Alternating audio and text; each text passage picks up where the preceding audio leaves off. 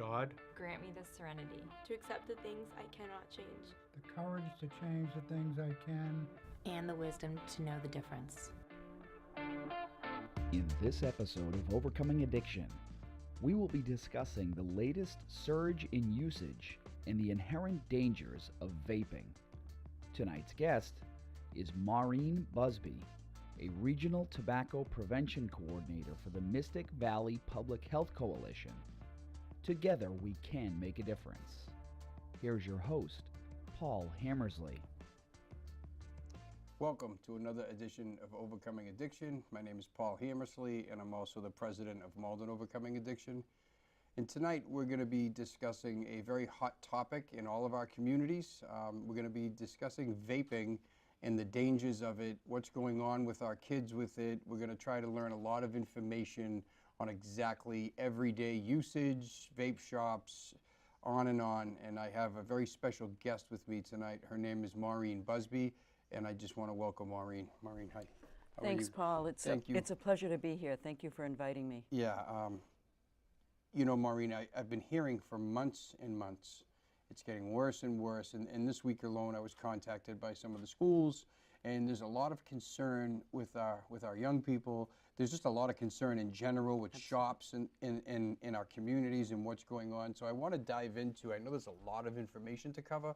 So I've kind of set up almost a template of what, you know, we think people should know just about this issue, and maybe try to educate folks on, you know, what the dangers are of actually what's out there. So I guess I'm gonna dive right in, and I'm gonna ask you, Maureen, in your own words, what is vaping? Well, that's a good place to start. Vaping is actually the act of inhaling nicotine. It's similar to smoking traditional combustible cigarettes in some way, that you have a device that you hold in your hand, you put it up to your lips, you draw it in, so similar in that way. Is that a device that people use? This actually is a device, and I can explain how vape devices, there are many, many different kinds, but I'll use this as a sample. This is called a vape pen, and I'll explain how it works. And all of the other devices work in a similar way. So you have three parts, basically. There's a stick that you hold in your hand to simulate a cigarette. Right. There's a tank. On this particular device, there's a tank. And for this device, you would have a bottle of juice, e-juice we call it, or juice, and then you would fill the tank. You'd put this back together. You'd activate the battery, because now what has to happen, you're not lighting it up like a combustible cigarette. Instead, there's a lithium battery. You're getting it hot. That heats the liquid that you just put in there, and when that liquid is heated, it creates a vaporized mist. That vaporized mist used to be, in the earlier generations of this product, used to be a water base that was laced with nicotine and some chemicals, some actually dangerous chemicals, that would help create the aroma or the flavor and get the right heat temperature. And then when this liquid is heated up and you're drawing it in, you also actually get some metals from the device itself. So you're getting a liquid that's been laced with nicotine. When you say you're inhaling. You're inhaling it. So right. you're gonna turn on the battery. The battery will heat the liquid. You're gonna draw that into your lungs, much like you would a cigarette. You're gonna hold it there for a while, because you'll get a bigger hit of the nicotine if you hold it for a little while. And then you exhale it, similar to a cigarette. Meanwhile, what's happened is you've put this heated aerosolized mist into your lungs, and some of that is going to stay in your lungs. And we don't, these haven't been around long enough for us to know all of the problems that this is going to, or potentially cause, but we do know some. Already, medical doctors are seeing issues with COPD. Certainly the nicotine itself is a poison. Nicotine is a poison, make no mistake about that. In fact, I have a colleague who says nicotine is the only legally sold substance in the United States when used as directed kills. Nicotine causes your heart to race. It affects your concentration. For young people where their brain hasn't fully developed, nicotine has a bigger impact on them. And also, it's easier to become addicted when you have a teenage brain, say, than a fully developed adult brain. Nicotine is very addictive. It's the most addictive substance that we know of. Many medical professionals tell us a nicotine addiction is harder to quit than a heroin addiction. We all probably know smokers or ex-smokers who either can't quit or spent a long time quitting. We don't have good cessation programs for adult smokers. In fact, in any given year, of all adult smokers who try to quit, only 3 to 4% are successful. And that's something we know a lot about. We know a lot about smoking. It's been around for a long time. You keep mentioning smoking, so does vaping effectively stop smoking? Oh, that's a very good question. So vape devices have been marketed as a smoking cessation device. But to put that into some context, and I do know some people who have been helped. They've been able to adults have been able to cut down their smoking or quit using vape devices. So essentially, this is what it was meant to be at the beginning. That's right. That's, I'd say maybe 5 years ago. Yeah, 10 years ago, Okay. maybe. It was the person who invented the early e-cigarette invented it because his dad died of lung cancer, and he was trying to find something to help him quit smoking, and he invented the e-cigarette. What happened was it just developed over time into something very cool, very trendy, and the marketers did a very good job, one, saying it was a smoking cessation device, so therefore not harmful, right? Harm-free. Also, they told us that it was just water vapor, and the early versions were a water base that was laced with nicotine and maybe flavors and aromas, that kind of thing, and other chemicals, as I said, to get the right burn. But as the devices developed, it turned out that the water base wasn't as good as something that came along a little bit later, and that's the oil base. So vape products now have an oil base, and again, laced with nicotine and flavorings and other chemicals, which in and of themselves are harmful, toxic. So we have no idea what all these chemicals are doing yet because there's not enough data. Is that correct? You are exactly correct. They haven't been around long enough. We don't have the empirical data. There haven't been the longitudinal studies, the years of studies to say, well, if you vape for 10 years and you have, this problem, it may be, bladder cancer or Right. whatever, it may have been caused by vaping. We don't have that Correct. kind of data. But we do have early information on something called popcorn lung. Some vapors have been found to have this condition called popcorn lung, and that's a nickname for bronchiolitis obliterans, which is a condition that was first discovered among workers at those big factories in the South where they cooked big, huge vats of the fake butter that we put on popcorn. So that's hence the name popcorn lung. And what it does when you're breathing in that aerosolized mist that's in the air around you, it actually causes damage to the small airways of your lungs, irreversible damage. There is no treatment for this condition. And now what we're finding is some vapors, that's what we call people who vape, vapors, are showing up with that condition. But back to the vape device. So essentially what we have is a stick to hold, something that you can hold on so you can reach up to your mouth with it. In a battery to heat the liquid, right? And as I said, in this particular version, we took the juice from a bottle and put it into this open device.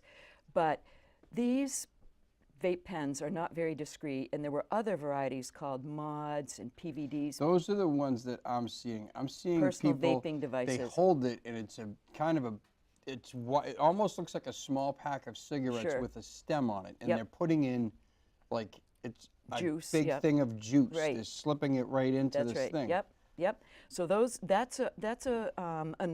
we call it Generation 2 type of device, and we did see kids in schools using those maybe 2 years ago, 3 years ago. But as you mentioned, they're very large. And you can they're see not them. discreet, They're and not you can discreet. see them. So I just want to take this. So Sure. I hear the name Juul Yep. all the time, and I never knew what it was. That right there, that's a a Juul. Juul. This is a Juul. This is what they're smoking with too. Yep.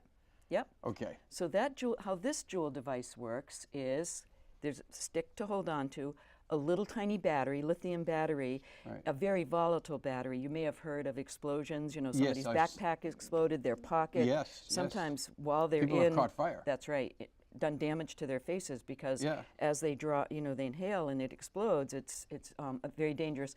The FAA does not allow e-cigarettes, vape devices on planes for that reason. But how this works, so unlike this or the larger ones you mentioned, this is quite small, very discreet. When I'm holding it in my hand, you don't even know that I have this in my hand. And the juice is delivered via a little tiny capsule called a pod. So this is the Juul pod, which when you empty out one of these, you simply throw it away and you replace it with another one. Right. And, oh, and I mentioned a small battery, right? Right. No problem, because if your battery runs down, you can simply plug it into your laptop. And if you Wow. had this plugged into your laptop and They've somebody they've walked thought by, of everything. people wouldn't, teachers didn't know, parents didn't know, because it looks like a flash drive. So let me ask So you very something. discreet. There's something I've heard of recently. We haven't talked about it yet, so I'm going to bring it up now. Sure. It's called vapewear. Have you heard of this? It's a clothing line.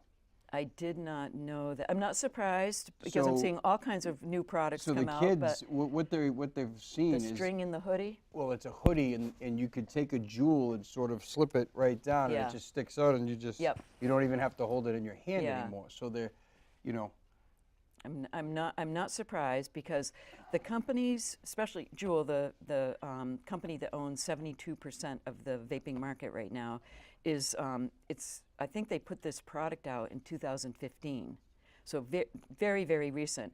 But they're a $1 billion company, and in fact, Juul was, or 35% of the Juul company was recently purchased by Altria. That's the maker of Marlboro cigarettes, the most popular of course, it is. cigarette. Yeah. So now, not only is Juul doing well on its own, it's got big tobacco industry money behind it.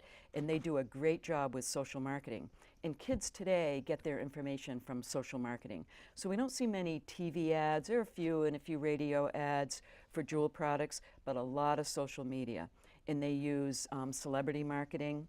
And again, back to how discreet this is. So if a kid in a classroom wants to or needs to vape, they can be in the back of the classroom, put this up to their mouth, take a quick hit, and get their nick hit. That's what their buzz or their nick hit, because that's what nicotine does. It gives Right. you a buzz. Right. And a teacher wouldn't even be aware of it. But what we're finding, or where we're finding kids are mostly using these, are in the school bathrooms. That's right. And in fact, the nickname for bathrooms at school, in many schools, is the Juul room or the Juul lounge. And what we've heard over and over again from some students is they don't go into the bathrooms at school. They don't use a bathroom at school. They have to wait till they go home because they know if they go in the bathroom, there are kids drooling in the bathroom. And they either don't want to be exposed to the Juul, they don't want to be there, or they don't want to be in there when somebody might be caught and be in that collection of people who was in the bathroom drooling and have that affect their school record. So let me Sure. go a step further. So I've been going out with one of the SROs, the police officer in the high school, and he confiscates these things on a daily basis. So what I've learned from him, and he had the pods, it's THC pods.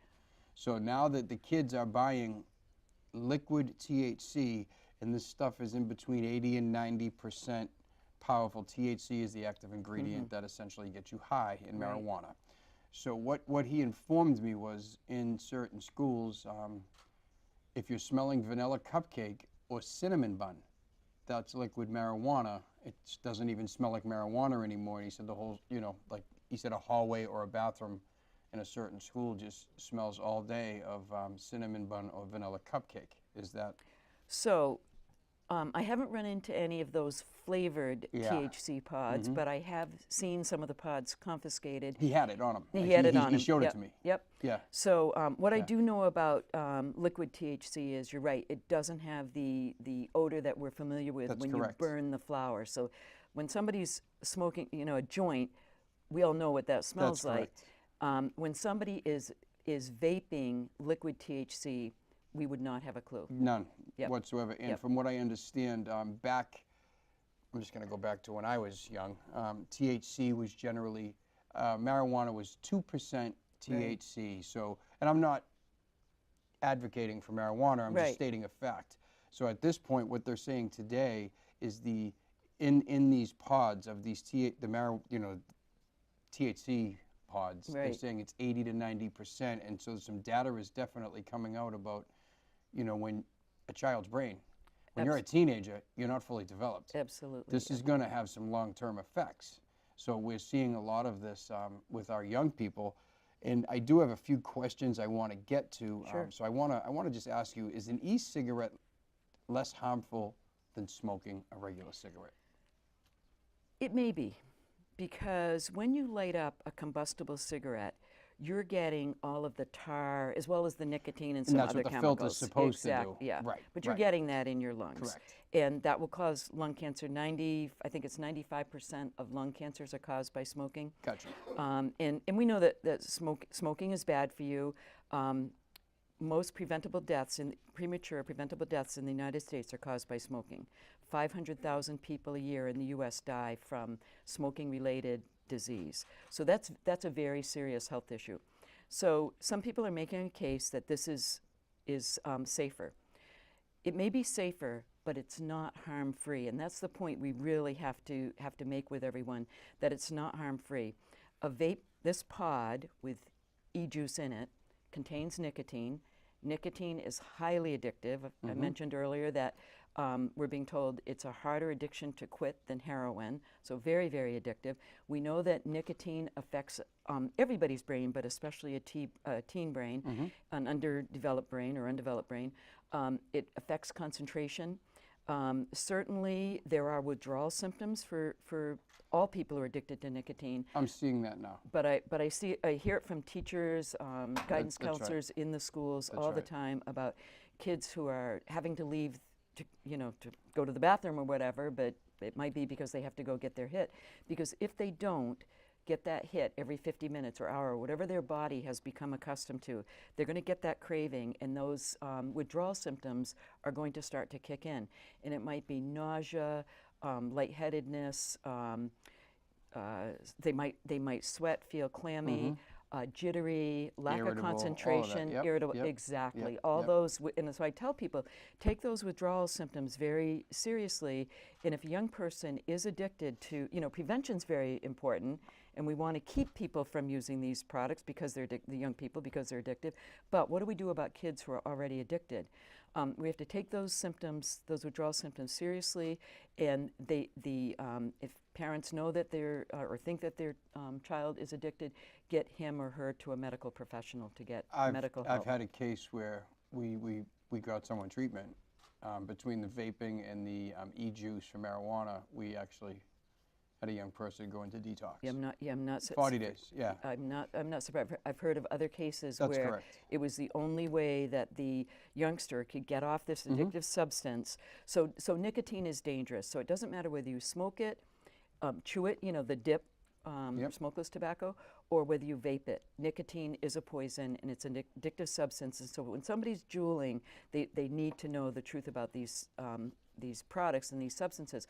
Also, what we've learned is that some people who intended to cut down on their smoking and started using e-cigarettes actually became what we call dual users. So they smoke where they can smoke, in their home or outside or whatever, and then they juul where they can't smoke. Right. So in their office or restaurant, theater or whatever, because double. it's more discreet. They're getting more nicotine. Also, we know that the nicotine content in these pods is huge. One pod, this little pod, has the nicotine value of a pack of cigarettes. And I hear people tell me they go through a couple of these a day.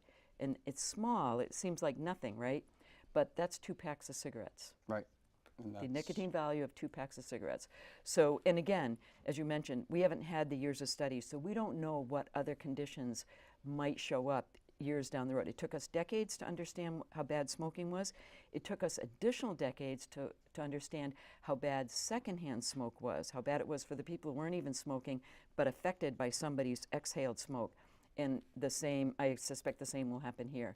In years, we will know, so it's very important to try to do the prevention now, make sure kids don't get addicted to this, and try to help those kids who are already addicted. So you're mentioning kids, you're mentioning prevention, and I do want to ask a couple of questions here, because it seems to me that our biggest issue with vaping right now is our young people. Yes. It's very attractive to them. It seems to be a trend. It seems to be cool. It seems to be hip. They're all talking about this cloud, you know. So I want to know, how has vaping become a real problem in our schools in the past couple of years?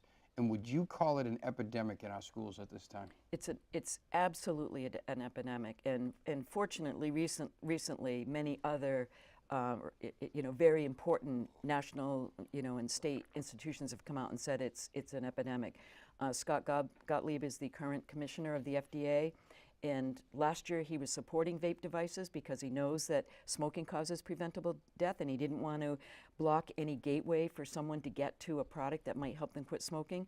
And then this year he completely turned around and said that with the numbers that we're seeing, it's an absolute epidemic. The CDC says it's an epidemic.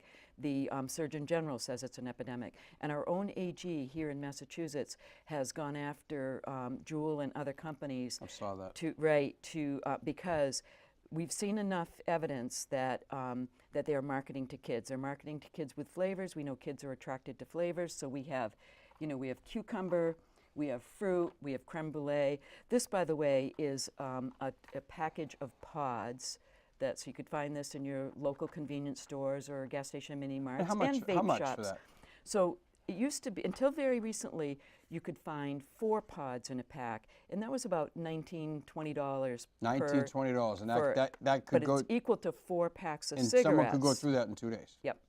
Now they've come down to this 2-pack, which is about $7, so more affordable for kids. But what I'm hearing is, not every kid has a vape device, because the vape device itself costs around $40. Although there are some cheaper knockoffs, but not every kid has a vape device. So what they do, they gather in a bathroom or after school or on the way to school or whatever, and they share. Right. And I've heard 2 very disconcerting stories. One was, I was doing a parent meeting at a local high school, and afterwards a coach came up to me and he said, "Gee, Maureen, is there any connection between vaping and mono? Because I've had more cases of mono in this past year than I had in my previous 16 years of coaching." And then I had another young person who actually does compliance checks with me, and that's when I drive up to a store and I send a young person into the store to make sure that the store is not selling to underage kids.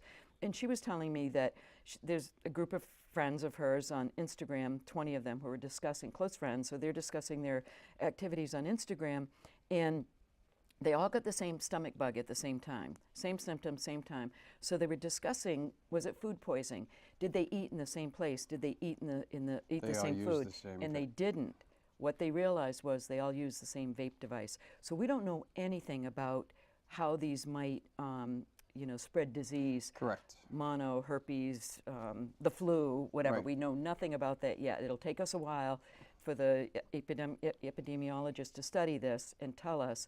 But we do want to warn people that it could be that you're passing contagious diseases because you're passing around something that everybody is putting in their mouth. Maureen, I have to tell you, you are a wealth of information, and I have 2 questions I want to get to, and we have about 4 minutes. Okay. And I really want to get to these, and I can't thank you enough for bringing all this information. But so I want to know, is the government doing anything at this time about vaping? Do you know, like, what certain cities and towns may be doing, the AG, anybody? Absolutely. So first, let's start with Malden. Malden's done a great job. The Board of Health here has been very active in addressing all tobacco prevention issues. For instance, about 4 years ago, Malden Board of Health passed a regulation that a customer had to be 21 years of age or older to be able to buy a tobacco product, and they changed their definition of tobacco to include e-cigarettes. Prior to local communities doing this, and then in December, the state new regulation came into effect, which again changes the definition, so e-cigarettes are covered under the tobacco definition and raises the legal age to buy to 21. But Malden had already taken that action. But in some states, e-cigarettes can be bought by a 10-year-old, and prior to taking local Board of Health regulation, that was true here as well. But Malden has also passed a regulation to have a minimum cigar price. So there's a single cigar can be sold only if it's $2.50 or more, and any multi-pack has to be $5 or more. I'd say that was 3 or 4 years ago. There's also a flavor restriction in Malden. No flavored tobacco, and remember that includes vaping products, no flavored tobacco products in any family-friendly store, so a convenience store, gas station, mini mart. They can only be sold in vape shops. So you should not see any fruit medley, creme brulee, mango products in a store where In children Malden, can enter right, in right. Malden. So and they have a pharmacy, Malden has a pharmacy ban. There's a permit cap, no new tobacco stores within, or a store with a tobacco permit within 500 feet of a school. So Malden Board of Health has done a lot. Also, our AG, our Attorney General, has been on the forefront of going after these companies that are marketing to kids. And again, the FDA has come down hard. In fact, I think it was this past summer, the FDA actually raided the offices of the Juul Corporation in San Francisco so they could examine their records and see if they were intentionally marketing to kids. So we have taken some action. So you feel that they're doing their job? Or they're doing Absolutely. okay, that's great. And I do want to know, we got about 35 seconds. I want to know, what resources do we have to help kids or parents?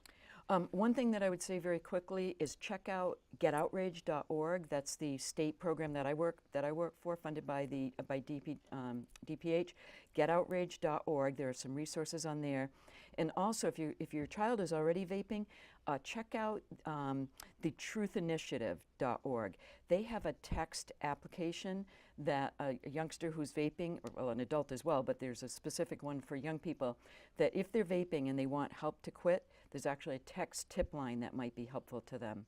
And the schools can look at something called catchmybreath.org. There's actually a school curriculum. And here in Malden, you're using, through the AG's office in the schools, you have something called the HERE project. So that's introducing prevention information into your health curriculum in your schools. Amazing. Well, that was just a wealth of information, and I want to thank you. And we just want everyone at home to know that if you need help for anything, for any addiction you may have, if you know someone who needs help, please contact Malden Overcoming Addiction. You can get us on Facebook at Malden Overcoming Addiction. You can get us on Twitter at Malden Overcomes, Instagram at Malden Overcomes. You can go to our website, MaldenOvercomingAddiction.com. And also, if you need to call us, we're at 781-838-2203. And until next month, we just want to thank Maureen. And until next month, we just say we'll see you then.